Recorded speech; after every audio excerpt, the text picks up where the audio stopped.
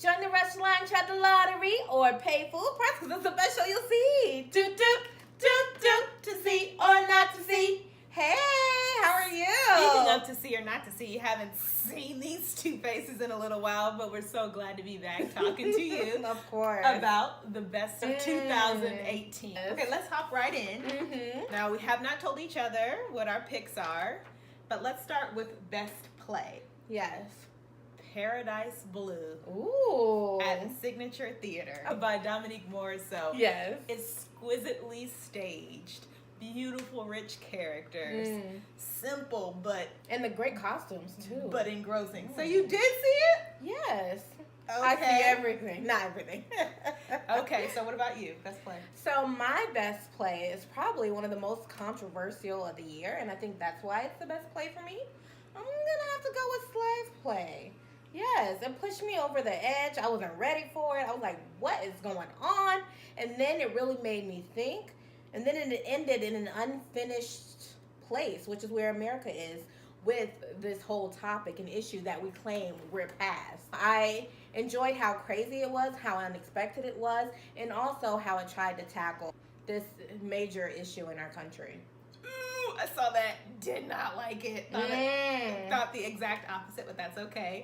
It's too out there for me, but I'm glad that you liked it. Honorable mentions for me: The Homecoming Queen, which was at Atlantic Theater Company, Sugar in Our Wounds at Stage 2. That's my honorable mention as well. We saw it together, and that one was really major. It actually dealt with homosexuality during the slave era, which is a topic that isn't covered. Lastly, for me, I was Most Alive with You, which I saw at Playwrights Horizons.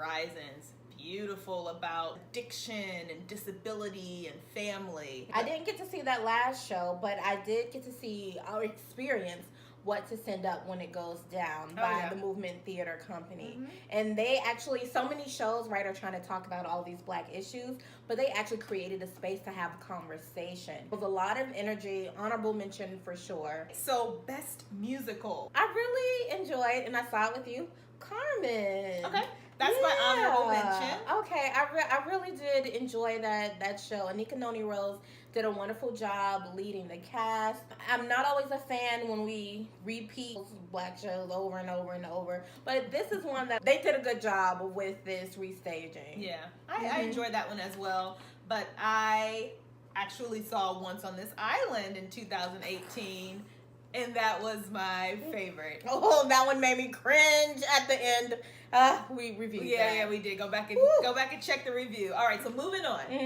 Best actor. I selected Oberon Adejophon, and he played Papa in Homecoming Queen, and he played the father in Good Grief. He is just, well, he lights up the stage. He may not have the main role, but he's charming. He's like everybody's dad. He usually plays African fathers. He's an attractive dad. He's very muscular too, and his voice, is very commanding. Okay, so I wasn't going for the attractiveness, but in terms of performance, he always brings like levity to every show that he's in, and I'm always really drawn to his performance. So what about you? I chose Jeremy Pope, who was in Terrell Alvin McCraney's Choir Boy, and he was very vulnerable. His voice was amazing. He didn't play so feminine that what people expect.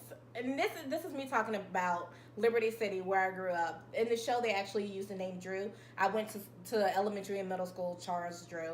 Thinking about that particular setting, I was really impressed with the way that he portrayed the role. Okay. All right, moving on to Best Actress. I selected Simone Missick, who played Silver in Paradise Blue. Ooh, she was sultry. She was seductive. She was mysterious. Perfect performance. Some of you may know her from Luke Cage. Loved it. My favorite actress was Adina Burson. I got to see The Lucky Ones at Ars Nova, written by the Bensons. And Adina was also in Indecent.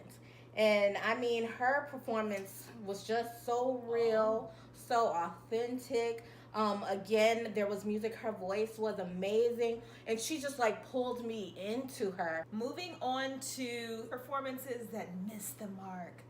I'll start. I have a couple that I'd like to talk about. The first being Children of a Lesser God. I almost put that.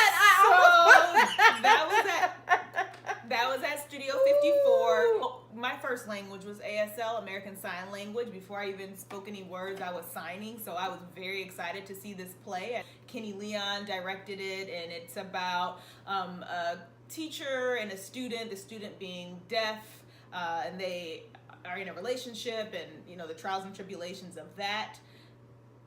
It was too long. It was not enough content and action. I barely paid attention throughout the performance. Oh, I was so disappointed. I saw it twice because I went with a friend and then took my mom back when she was in town. And you saw it twice? Oh, we just didn't make the mark. It missed the mark so much so that I decided not to mention it. Ooh, well, that was kind of you. And this one hurts. But Choir Boy. And let me tell you why. I saw it off Broadway a couple of years ago and loved it. Well, the setting was different. It was much more intimate. That's what I was going to say. That's the biggest difference in where the disconnect comes in. In the larger theater, it felt so presentational to me. It felt like they were performing. Yeah. And I preferred the casting from the original off-Broadway show, and I, being such a fan of the original production, was so let down by the Broadway version. And we know that happens a lot when things transition. Transfer. But I definitely agree with the intimacy issue. For me, Carousel, which I saw on Broadway. See that one? Girl, they had a biracial child and the wig was a hot mess, and I just cannot get over that. It haunts me. I'm so offended by it. Like, honestly, y'all needed to do better. Do better. Don't Bother Me, I Can't Cope at New York City Center. I saw that. Yeah, and again, going back and doing these shows that, okay, I understand when it first came out, it was really groundbreaking for people of color to have a show like this on Broadway. But today, like, it did not hold up to me. And I was like, what is happening? Moving on to things that we're excited about in spring of 2019. For me, Beetlejuice, which will be playing at the Winter Garden Theater. And then If Pretty Hurts, Ugly Must Be a Motherfucker at Playwrights Horizon. And lastly, The Secret Life of Bees at Atlantic Theater Company. Yeah, so LaShawn's is actually in that. I got to go to a talk and heard her, previewing that a little bit. I'm really excited to see the wonderful Carmen de Lavalla this Friday. Yes, a jazz at Lincoln Center. She's 87 years old and still moves so amazingly. She's so graceful. And the play that I'm really interested in seeing is The Light at MCC. So that show is written by Loy A. Webb and directed by Logan Vaughn. I got to go to a preview talk with them and got a chance to meet the cast as well. And I mean, it's time we talk about Black love. We are looking forward to having more time with you this year. And please feel free to reach out if you want us to come and see something. All right, guys, we'll see you soon. To see or not to see. Ciao.